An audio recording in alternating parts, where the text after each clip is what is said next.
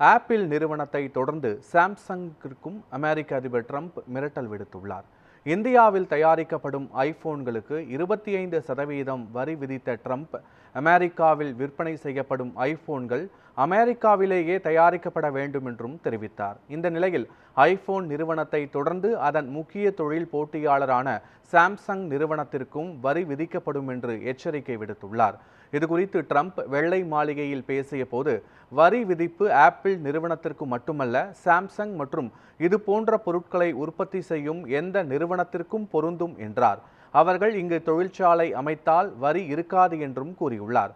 Samsung நிறுவனம் தனது smart போன்களை முக்கியமாக வியட்நாம், இந்தியா, தென்கொரியா மற்றும் பிரேசில் ஆகிய நாடுகளில் உற்பத்தி செய்கிறது.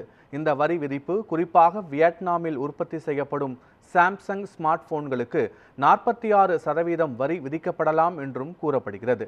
இந்த நடவடிக்கை அமெரிக்காவில் உற்பத்தியை ஊக்குவிக்கும் நோக்கம் கொண்டது என்றும் ட்ரம்ப் கூறியுள்ளார்.